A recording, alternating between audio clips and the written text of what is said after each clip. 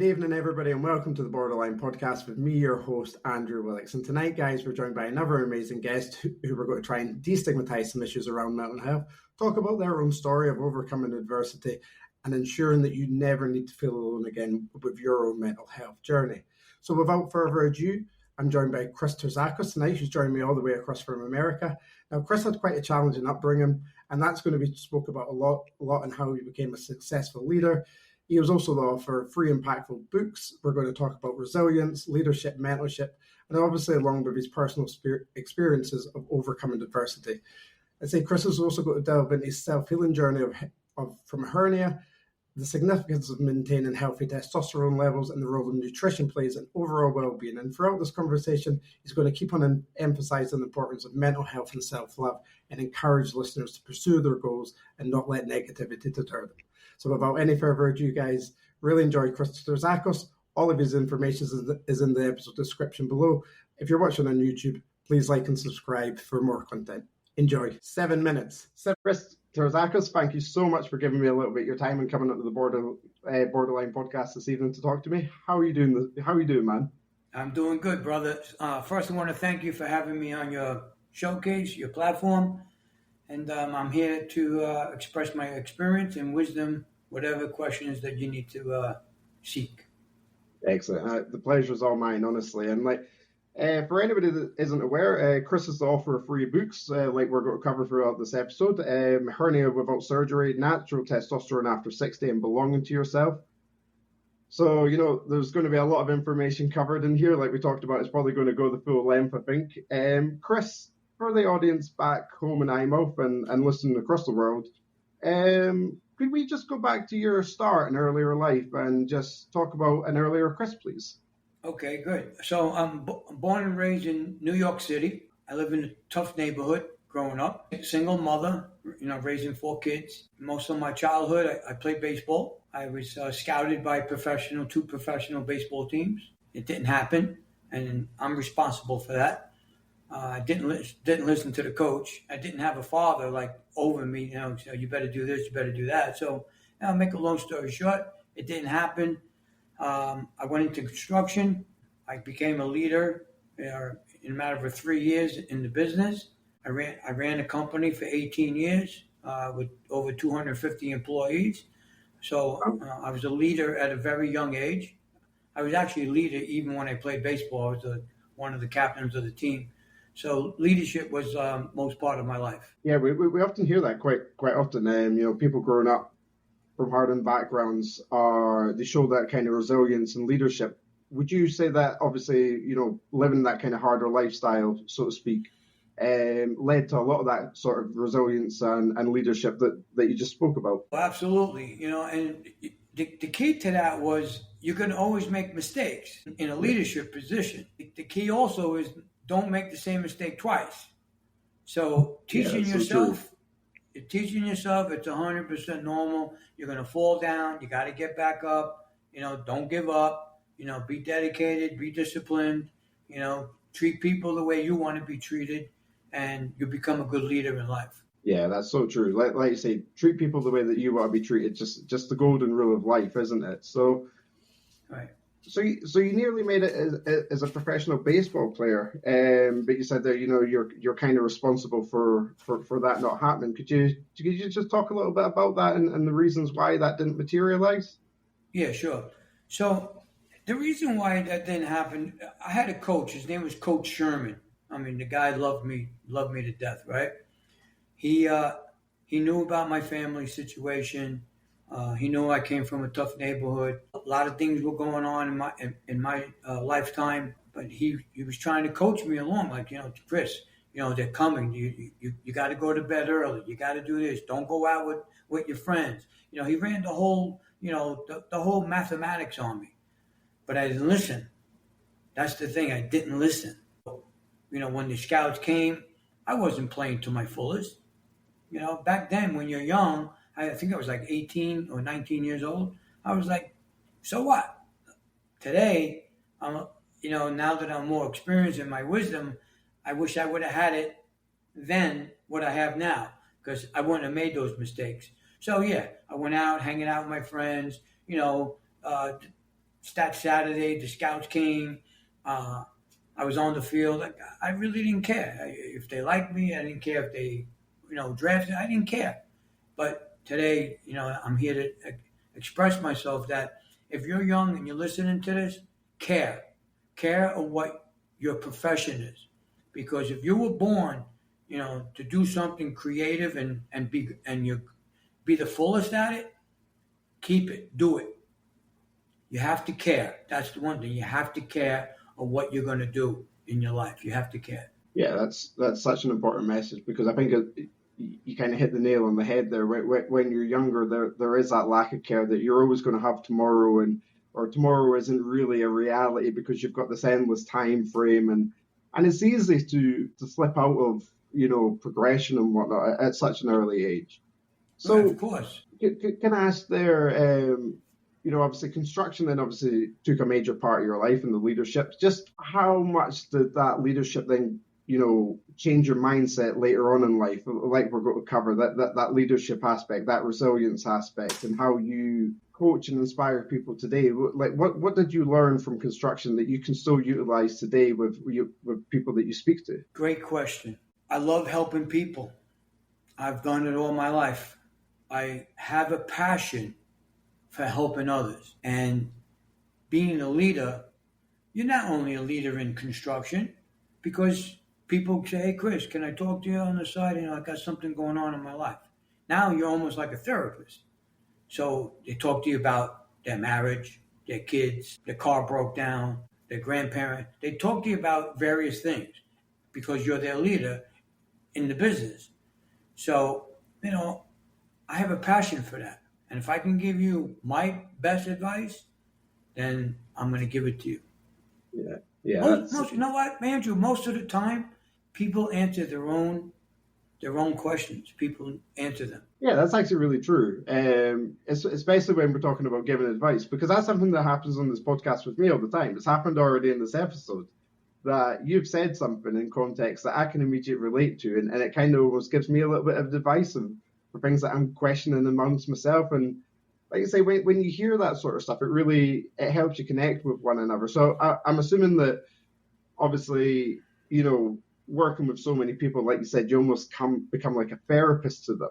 I'm assuming then you've always been quite open to the discussions around mental health, how we feel, and really just being about honest and vocalizing that. Yeah. I do. Mental health is so crucial. So, yeah, I have a lot of conversations about mental health with people. Yeah. Like I said, they are so crucial to have. Another thing, just to touch on just now, just to wrap back to my earlier question about baseball, the other thing that just fascinated me with your leadership is that isn't where baseball finished for you, though. You done some amazing things with some teams, did you know? Yeah, I did. I played for a league. It's called Elm Jack. I played for this league. I endorse it. It keeps all the kids off the streets. They're playing organized baseball, good talent. The president of the league came to me and said, his name is Bobby. He said, hey, Chris, how you doing, Bob? He said, we got to do away with the senior division. Now, the senior division is 17 to 20-year-olds. So I said, why? I love that division. When I played, that's the division I played in. He said, because two things. We don't have money and we don't have a coach. I said, oh, how much money do you need? So he told me. So I said, okay, we can fix that. I'm going to write you a check.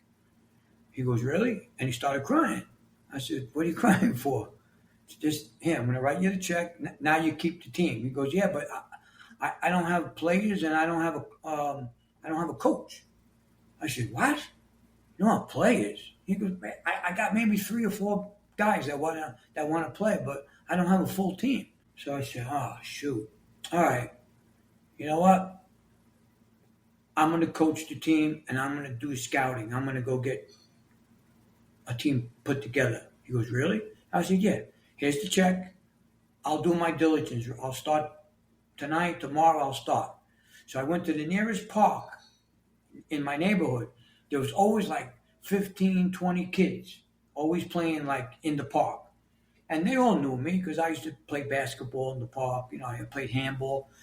So I went up to them and said, guys, come here. I want to talk to all you guys. There was about maybe 12 or 15 guys. Anybody here play organized baseball before? Yeah, I played in the Little League when I was 12 years old. I said, okay, good. I said, how about playing organized baseball? You guys want to play organized baseball? I'm putting a team together. Really? Yeah.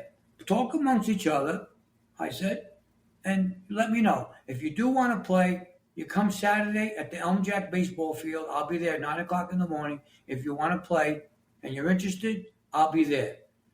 Andrew, about 15 guys showed up. I was like, oh, wow, this is pretty cool. They all showed up. I was like, hey, I'm happy to see everybody. We got all new equipment. I wrote the check to the president of the league. He got all the new equipment. So we started practicing. And then, with my leadership, here I am thinking, what am I lacking? I'm lacking something here. And the thing I was lacking here, if anyone knows baseball, I was lacking pitching. Pitcher is very important in baseball, is the pitches. So I went out to all the big high schools, with, really talented players, and I scouted 4 or 5 pitchers.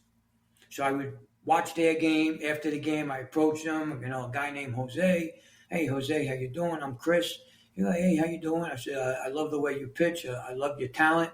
I said, I'm putting together a team for the Sandlot and Lions, which is a really tough league to play in. You got to be high end. I said, so I'm interested in you. Would you like to, join my team? He said, yeah, sounds interesting. So I did that with 5 guys.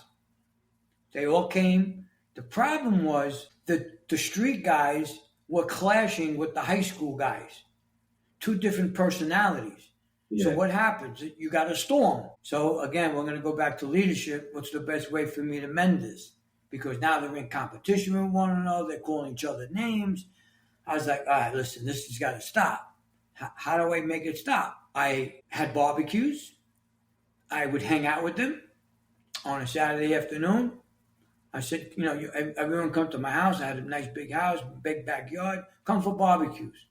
So that formulated a beautiful chemistry amongst all of them. And then back on the field, I see them helping one another. I say, wow, this worked. This whole thing just formulated beautifully. And so I put this team together, and we won 3 consecutive championships back to back to back, 3 years in a row. Wow. That's incredible. That's kind of lost for words by the end of that one, Chris. You know what? Actually, to this day, it's still emotional. I get emotional telling the story because, I was not only their coach, I became their friend. I got a couple of them in the union, in construction. They're all getting ready to retire soon in construction. I keep in touch with 3 or 4 guys.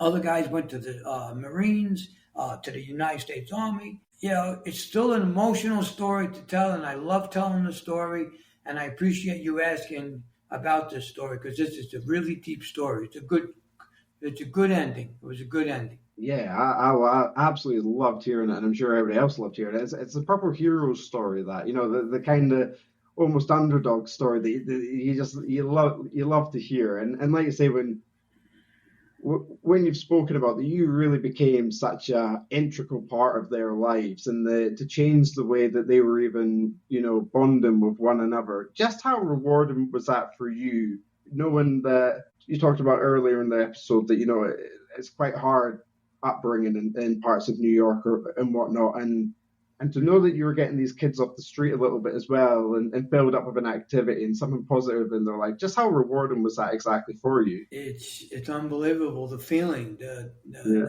My blood flows like so clean, knowing what I did and what they did.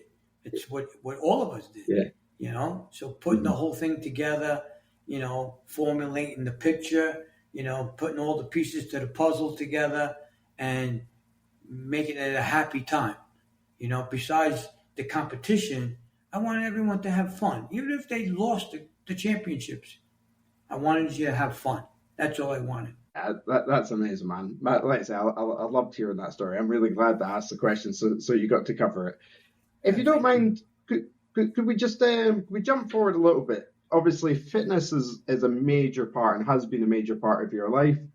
Um, keeping fit and active with baseball. You were then inspired to write your first book, Hernia Without Surgery. Can you just go into that with how that came about? Obviously, the hernia itself and how you've dealt with that. Okay, so actually, Hernia was my third book that I wrote. My first book that I wrote was the memoir about my life. Belonging to Apologies. yourself is a, yeah, it's okay. Belonging to yourself is a memoir about my life.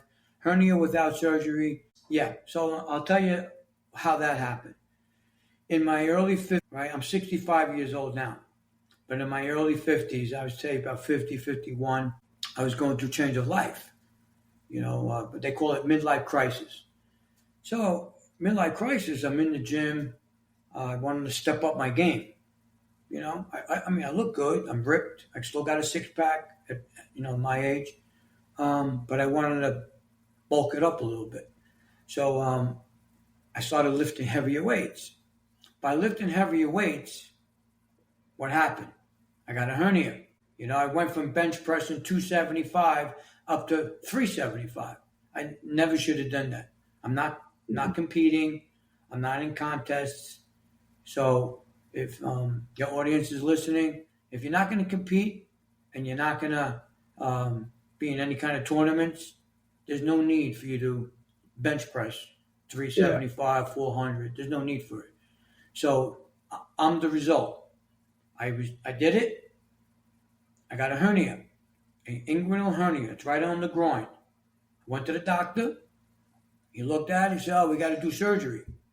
I said, "We got to do surgery?" He said, "Yeah, we got to do surgery. I'll set you up next week." I said, "No, don't set nothing up." He says, "What are you going to do?" So I said, "I'm going to find a way to self-heal myself. I don't want nothing in my body." Just so your audience understands, when you have a hernia, they give you a piece of mesh. A piece of mesh, they cut you open, they put the mesh in there, they push the hernia back in there. It's like a ball. They push it back in there, and now you got your whole life. You got a foreign object in your body. It's called a mesh. And I didn't want that because that can lead to other complications. So you know. So I went on this whole program, did a lot of reading, a lot of searching, a lot of testing. So I said, okay, I'm going to self-heal this myself. So one of the steps, I think in my book, there's 9 steps, right? One of the steps is for the first 30 or 40 days, every single day, I took a hot Epsom salt bath. Epsom salt will reduce the inflammation on the hernia because that's what it is. It's inflamed. So besides the baths, you take some essential oils, put it on your hand, and you do a lot of massaging around the hernia. Now remember, I have this hernia 14 years. I'm 65 now. I got it when I was 51 or 52 years old. So a lot of massaging and Epsom salt bath for about 30, 40 days straight. Now, two key things that we need to know. First, you got to be dedicated. 2, you need patience and discipline. So, massaging, Epsom salt baths, don't lift anything heavy. It could be groceries, suitcases if you're traveling, weightlifting in the gym. You don't lift anything heavy. So, what I suggest is a hernia belt. I put the hernia belt on only when I go to the gym. Okay? It's a belt. It pushes the hernia back in. It holds it in place. You put the belt on. I go exercise. I exercise for an hour, 5 days a week. I exercise. And I have no complications. Today, right, if anyone wants to see my hernia, you don't even know I have a hernia. My hernia is maybe the size of a little like a walnut, this small. Wow. So I can live with that. I don't have nothing object. I didn't get cut open. There won't be no complications later because if you do get a mesh surgery, that can pop. The mesh can pull, rip, and now you're back in surgery again because they got to redo it. So these are the things that prevented me from doing the hernia surgery. Yeah, that's actually a really good point. That putting something putting something foreign in your body for pretty much the rest of your life is something that you really should consider. Whereas you're probably right that quite a few people would probably just jump into it because it is doctor's order. Sorry, so it's no that's really cool. That's really refreshing that you find this innovative way to heal yourself and you have progression with that. Can I ask? Obviously, you spoke about discipline there and obviously being in the fitness lifestyle, I'm sure that you'll Sure. be incredibly disciplined as it is. But did you have to follow any sort of key nutrition when you were going through that phase of recovery with your hernia, or where you try to keep your sugar levels a little bit lower so they weren't spiking, anything like that? Was there any sort of like dietary changes that you had to make? Well, I didn't have to make changes because I've been eating healthy for the last 40 years. Yeah, yeah, yeah, So, yeah. but to answer your question, yes. If you're not eating healthy, you should begin to eat healthy. And Mhm. we'll get into that probably later with other things that we're going to talk about. But yeah, whether you have an injury or not, you should be eating healthy. And sugar, you mentioned, is the key, one of the key factors of eating healthy. You got to get rid of the sugar. Mhm. So, just you got to watch what causes inflammation. So, stress, will cause inflammation to your hernia because we're Yeah, talking about the hernia. What else causes inflammation to the hernia? Fried food. So I don't eat any of that. I don't even remember the yeah, last time I had fried food. I don't eat fried food. So yeah. So and if you're overweight and you have a hernia, yeah, you have to lose the weight because if you yeah, lose the weight, you take the pressure off the hernia area. So yeah, you got to eat healthy. You should always eat healthy, whether you got injuries or not. You should always eat healthy. yeah. That's a much better message. It's just always eat healthy. Like you say, you've got one body, so do your damnedest to look after it the best that you can. It's the one major responsibility that we all have in life. Is just look after ourselves as well at the same time. So I'm sorry I got your book order wrong. Could It's we then okay. just go back to the influence and inspiration behind writing "Belonging to Yourself," please, Chris? Okay. So what was the question? What was the question? I because Sorry, you came up. sorry. Yeah, it was just could we go back to your first book Yeah. and talk about the influence, the origins, and the inspiration of why you wrote that? Okay. So here's the book, right? So this book about my life, I was faced with a lot of adversities, a lot of pain, a lot of I went through a lot of I call it mental health, but just a lot of changes. I told you earlier when we first started that I come from a tough neighborhood. My best friend was murdered. So, yeah, he got murdered when he was 20 years old. And he was the type of guy that he was just a free type of guy. Yeah, You weren't changing him. Johnny is his name. Johnny was Johnny. You can't change the guy. I loved him to death. His heart was big as the universe, but he did a lot of crazy things. And one of the crazy things he did was he stepped on the wrong people's toes. And I went to talk for him. I knew who the people were, and they told me they made a suggestion: stay away from him, don't walk with him in the street, and tell him that he should go somewhere. So I went back and I told him. He says, "Hey, listen, you got to go somewhere. Go to California. Go. You got to get out of here." I said, he goes, nah, nah, nah. He says, I'll see. Sure enough, I don't know, a month later, I got a phone call from his mother that he died. He was murdered. So, and he was murdered in a really bad way. They threw him on a train tracks. A train ran him over. yeah, So, when you go through something like that in life, boy, especially at my age, I was 20 years old. I don't know. I just didn't feel right, man. Life. I said, this is what life is. This is what life does. So that was one adversity. Now, how do I overcome that? I kept myself busy. I was in construction. I focused on my work. I focused on whoever else was my friend, just to be a good friend to them. I knew that drinking, drugs, that wasn't my life. I knew that wasn't my life. Exercise was always part of my life, so I exercised. And these are all the things that I needed to do to overcome that. Because 5 years later, another wave came, a big wave. I get a phone call from my father that my sister, my older sister, she died. And she died running. She was a marathon runner. So she was training with two friends. They went out on a 10-mile run. And she died. She had a pulmonary aneurysm. She died in 2 minutes. Her friend said, we looked at her, she fell, we thought she tripped, and we went to look at her, she couldn't breathe, and she died right away. So here's another adversity, grief, pain, my heart, So now I'm going through another change. On that one, though, I became angry. I started acting out. I was 27 years old at the time. I got into a lot of trouble.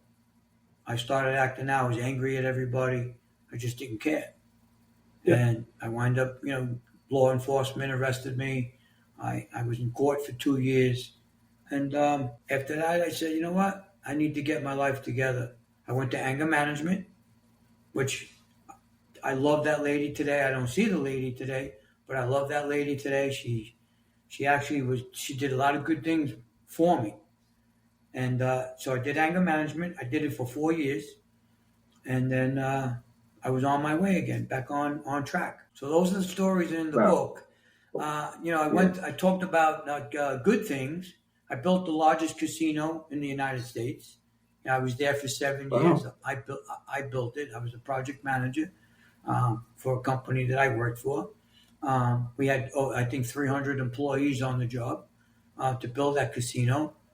So there's a lot of good things, too, in that book. And then I believe it's chapter 16 in that book. I talk about the biggest betrayal of my life. And to this day, I don't mention the person's name. It's a family member also. But yeah, I forgive that person for betraying me.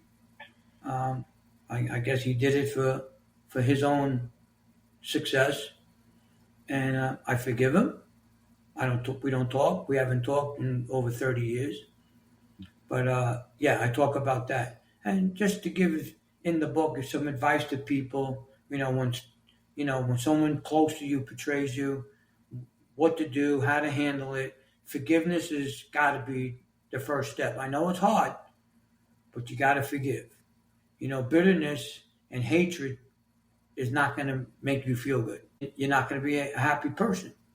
So you got to release all that so you can have your own freedom. Remember, you want the heart to be free, because once the heart's free, the mind's free, the body's free, and you become free. So that's what I talk about in this book. Yeah.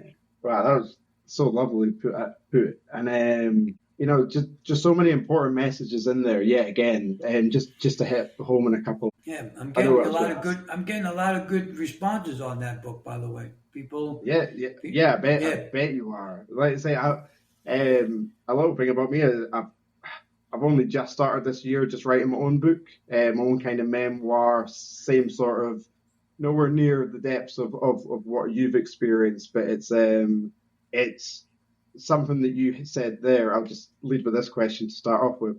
Something that you said there that really resonated with me was setting yourself free and forgiving others. Something that I deeply try and do now, whenever I feel that anger or that a little bit of hurt, sometimes when somebody makes a decision, you potentially might not agree with it, and it gets on the wrong side of you. But something that I always do now is always like to try and put myself in that person's shoes before I make that judgment, before I really take that step and decision of how I want to progress. And that's something that I like so much more about myself now. And I'm sure it'll be the same for you. And I have to ask it that, when you talk about setting yourself free, that's almost like having a new love and a new clarity for life, so to speak. Is that something that would relate to you?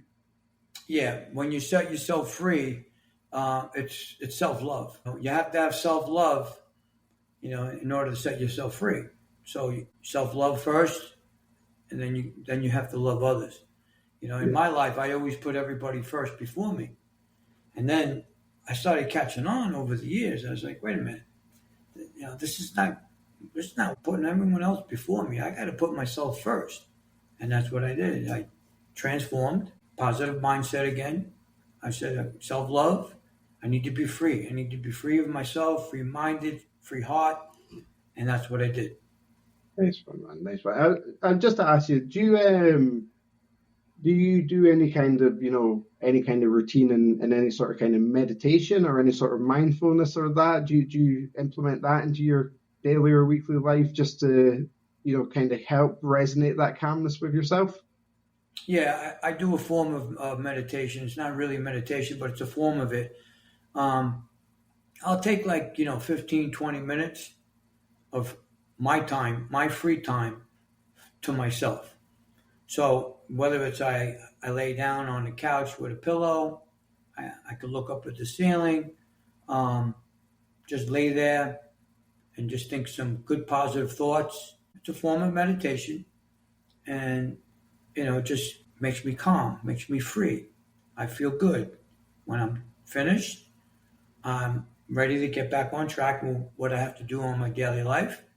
But yeah, you take time for yourself, calm down, let the heart relax, let the body relax, let the mind relax, and then you flourish. That's what I do. Yeah, that's very similar to me. Just keeps me nice and level. And would you agree? Obviously, I love my fitness as well. Being big gym goer. Would you agree? I always say that probably my favorite type of meditation though is the gym, because it really allows me to get any sort of emotion out of me. Is that something that you'd agree with yourself? Yeah, you brought a smile to my face because, listen, I go to the gym. I am the happiest guy in the world. I put my headset on. I listen to all my music that I grew up with, classic rock and roll. I'm happy. I feel good. I'm not dreading it. A lot of guys, I got to go to the gym. I got to go to the gym, 7 o'clock. You know what? I've never done that in my life. I'm like, I'm going to the gym. I'm like positive. I'm going to the gym. It makes me happy. I told my wife, a couple of times actually, because my wife also is into fitness. I told her I think it was like a month ago or a month and a half ago. She looked at me. She goes, "How you doing?" In the gym. I said, "I'm doing good." I said, "You know what, hon? I am the happiest ever in my life when I'm here in the gym. I'm having fun. It's so true. Having fun. Having fun, yeah. So yeah, no, I was just agreeing with you. It's having fun. A lot of people don't quite understand that. It's something that I've said before. It's my happy place. It's somewhere that I go. I can very much simulate yourself and put the music in, and I get down and at it for an hour. But if somebody wants to come across for a little chat, as long as we're not slowing each other's down, we're going to be social. And there's, I think as well in the gym, you talked about earlier, alcohol and whatnot. I don't really drink alcohol as well. I don't know a lot of places other than the gym that you can have such open conversations. You certainly can't have them at the pub, at the bar. Some of the conversations and dialogues that I have with people at the gym makes it so much special as well, because it's such a unique place that you can just be truly open with everybody else. Exactly. It's a beautiful place. Just a place of progress and good feel. That's what I always like to say, Chris. And most of the time when somebody approaches you in the gym, it's because you're inspiring them. Mm-hmm. So when you inspire people want to talk to you. They want to ask you, how do you do this in the gym, or why do you do that exercise, or what's the benefit of that exercise? It's always a question. So me, I know I inspire people. I'm 65 years old. I got a body of a 30-year-old. Like I told you, I got a six-pack still. I'm jacked, all natural. So I know I inspire people. And in the gym, I have my own little theory in the gym. And then I'll tell you what it is. You got 30 seconds to get your point across to me, because after 30 seconds, my headset will go back on. You lost me. I'm going back to my training. I'm not going to sit there for 5-10 minutes and talk to you. I'm in the gym here. That's my time. It's my fun. It's my time to train. It's my time to be healthy. So you got 30 seconds, and that's it. And I'm back to exercising again. I'll answer your questions. I'll be kind. I'll be nice. But I'm going to go right back to what I was doing. Yeah, 100%. Because, like you say, when we talk about the gym as as a type of meditation, so to speak, you wouldn't go and poke somebody on the shoulder that's been sat in silence for 20 minutes, and they're in a deep trance. You just wouldn't. So no, I totally agree with you. I'm very similar. Although I always like to talk to people as well. I'm very similar that 30 seconds to a minute. It's that was my rest time, and I'm working on myself right now. So this conversation can possibly wait until I'm done working on myself. And I don't think there's anything selfish about it. No. As you say, we're all there for the same reasons, and we're all there to try and make ourselves a little bit better. Exactly. Speaking on the gym, because it's going to wind into this part of the conversation, you have another book, Natural Testosterone After 60. Correct. Could you talk to us again, the inspiration of why you felt to write the book, your own experience with testosterone? I'm assuming maybe low testosterone, and you've increased that over time? Yeah, I did. So, here's the book. That's a picture of me. It was taken, I think, a year ago or 8 months ago.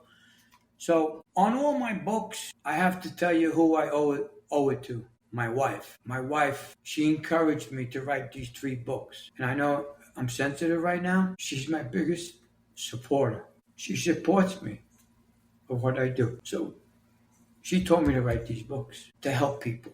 The testosterone book is the story behind it. Like I told you, in my early 50s, I was going through change of life. A guy in the gym, I went and talked to him, big guy. I said, listen, I want to get a little bigger. I'm ripped, but I need a little more size. So what did he do, Andrew? He says, come here, I'll talk to you on the side. So he says to me, you got to get on this. So he holds up a bottle. It said testosterone. I said, oh. He says, yeah, you inject this. He says, once or twice a week. He told me exactly what to do. He says, and you'll get some size. I said, really? I said, wow, okay. So I did. So I started injecting myself testosterone twice a week. Boy, you talk about strength. You talk about size. I went from 165 ripped to 195 ripped, but bigger, because I was injecting testosterone. Now, I did that for 5 years. It was incredible. My ego, which I don't have anymore, but I had a big ego, obviously, back then. So, everyone went, oh, you look great. How'd you do it? Blah, blah, blah. Anyway, after 5 years, I said, okay, I'm going to cut this out. I don't want to take testosterone anymore. Not realizing that when you stop taking injections of testosterone, your body's not going to produce testosterone. Your body shuts down because now you're injecting synthetic testosterone. So the body talks, and the body says, oh, I don't have to produce testosterone because he's injecting it. So I go to a doctor to get my blood test. So my testosterone level came back at 81. Now, wow. Just for your audience to know, 81 is terrible. Any man should be between 300 nanograms to 500 nanograms. That should be your balance, between 300 and 5. If you're below 300, you got to start working on your testosterone. You got to get your testosterone to lift. And what happens when you don't have testosterone? You got brain fog, you're tired, you feel depressed, you might have anxiety, your self-esteem drops, you need testosterone. Every man needs testosterone. A woman, she needs estrogen, a man needs testosterone. So my test came back at 81, so what's the first thing the doctor says? Oh, you're a candidate for TRT, testosterone replacement therapy. I said, nah, I don't want that. And I'll tell you why. It's for the rest of your life. If you go on TRT, you got to do it for the rest of your life. That means you got to take a shot every week with a doctor, supervision. Your blood thickens. Your red blood cells go up.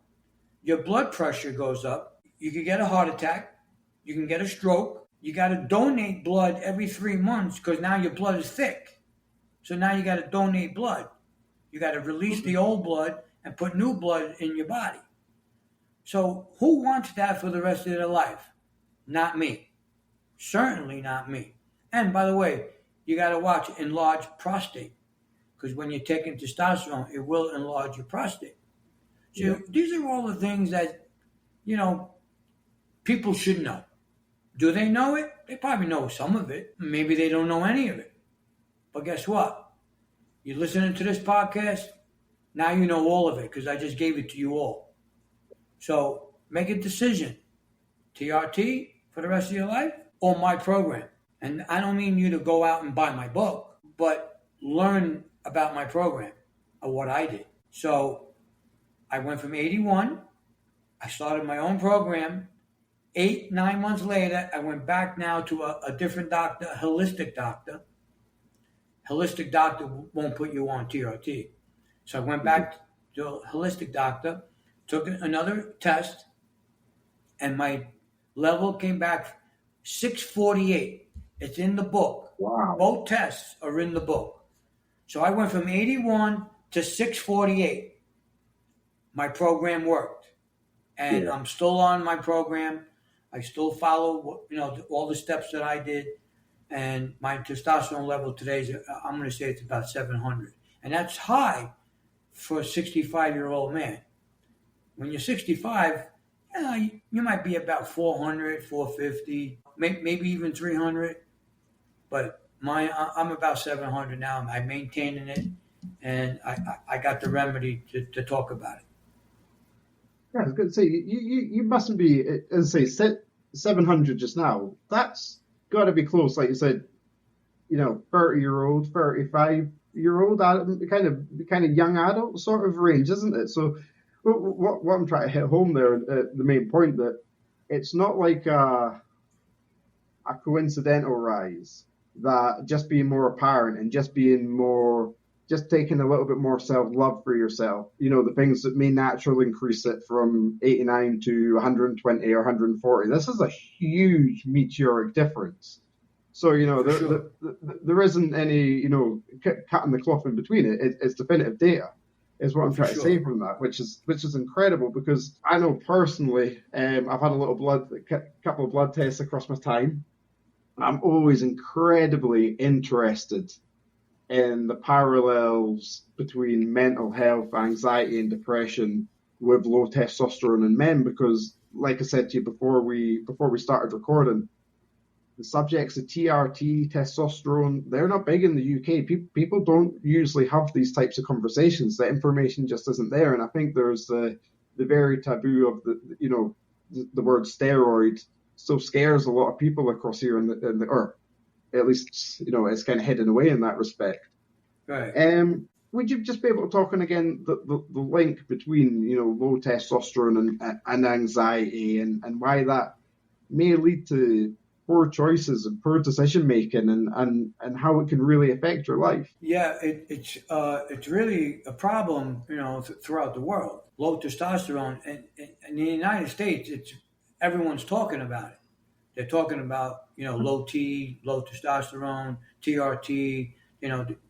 There's a lot of conversations, a lot of podcasts, a lot of shows on YouTube about, testosterone.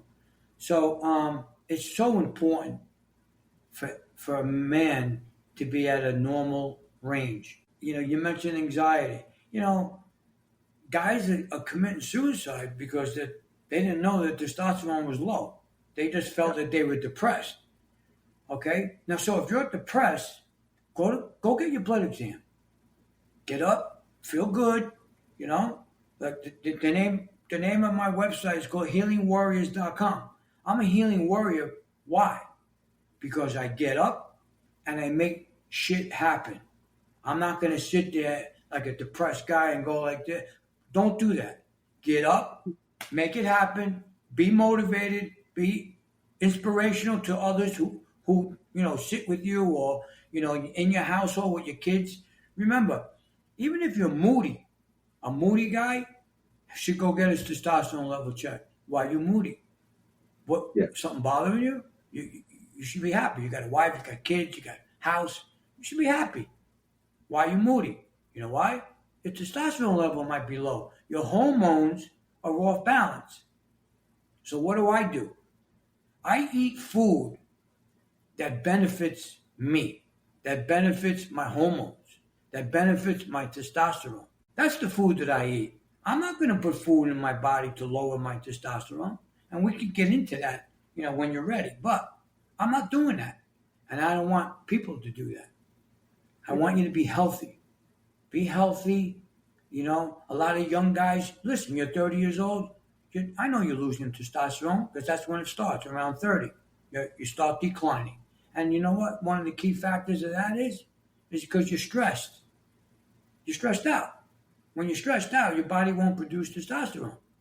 So there's a lot of factors that we could talk about of how to increase testosterone naturally.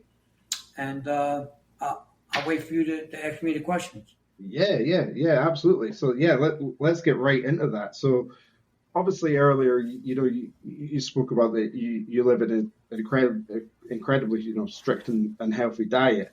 Could you just talk about the foods that you do eat and foods that you that you avoid? The ones that obviously accentuate and help promote raised testosterones, and obviously the ones that fight against them with lower testosterones in the body. Okay. All right. So there's do's and you don'ts. There's things that you do and things that you don't do. So let's start with sugar. We need to get off the sugar because sugar raises insulin. When the insulin goes up, your estrogen goes up. So insulin and estrogen are two testosterone blockers. They will block the production of natural testosterone. Insulin, estrogen. So remember that. So you got to dump the sugar. Once you dump the sugar, that's like 30% of the problem. Now, sugar. What is sugar? Pasta, rice, starch, white flour. You got to dump all that. It's no good for you.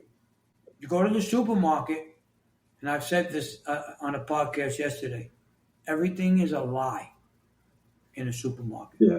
You see all the signs, gluten-free, sugar-free, this free.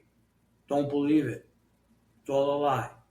Why would you put something in your body that's going to harm you? Put something in your body that's going to benefit you. I mean, that's simple. When you go to the gas station, you want to put good gas in the car. You don't want to put that cheap, dirty gas in the car because now you got a dirty motor. Same thing with the body. Put some clean food in the body. And if you can do that, now your body operates better. So, you got to dump the sugar. The other thing I mentioned was cortisol, stress. We have a hormone, it's called cortisol. So, what happens? Stress level goes up, cortisol goes up. What happens to testosterone? It blocks it. It won't produce testosterone. So, what do you do to release stress? I mentioned it earlier. I go lay down 15 minutes, put my head on a pillow. Whether my eyes are open or closed, I'm calming the body down from any stress, something that might be bothering me, right? I also have an all-natural supplement. It's called ashwagandha. Andrew, have you heard of this? Nice. Ashwagandha, yeah. I have heard of that, yeah. Okay, so it's all natural, right? It's all plant-based. I have another one here. It's called shilajit. This is from India. I've never heard of that one. Yeah, it's called shilajit. This Nice. releases stress and anxiety, and it's all natural. Yeah. I don't believe in taking any conventional medicine. I take everything from plant-based. So, those are two items that I take 5 days a week. I don't take it every day. 2 days off, 5 days on. So I normally take it at night. I take one of them at night. It's a supplement. It makes me sleep better. I wake up, I'm calm. I have no anxiety. I don't feel like I, have anxiety. No stress, So these are things that if you could get the cortisol down, the stress level, then your body will produce testosterone naturally. Now, here's a glass of water, right? In that glass of water, if you take 2 tablespoons of natural, remember I said natural, olive oil, 2 tablespoons, drink it 5 days a week. Your testosterone level will go up 17% just by olive oil. Now, when you go to the supermarket and you hold the bottle up of olive oil, look at the back label. If the back label, and if it comes from 5 different countries, put it back on the shelf. The olive oil has to come from one location, whether it's Greece, Morocco, Italy. It's got to come from one place. Now you know that you're buying genuine olive oil. Mm-hmm. See, so they try to sell olive oil and go, oh, extra virgin olive oil. Or you look at it, the bottle's dark, which is a good thing, but it's from 5 different countries. That means you're not buying genuine olive oil. So let that be a lesson to most people. It has to come from one place. Once you see one country, now you know you're buying genuine olive oil. So if you drink olive oil, 2 tablespoons in a glass of water, watch your testosterone. I'm going to say in about 8 weeks, your level will go up 17% naturally. And there's other things you want me to talk about. There's other foods. Would you like me to share it? Are you there, Andrew? Sorry, Chris. I'm still there. Sorry, you're just breaking up there. You can just repeat what you said there at the end, Chris. Could you? No. I just said I talked about the olive oil coming from one country. It can't come from 5 different countries because then it's not genuine olive oil. So I drink 2 tablespoons of olive oil in a glass of water. And your levels will go up about 17%. Your levels will go up just by olive oil.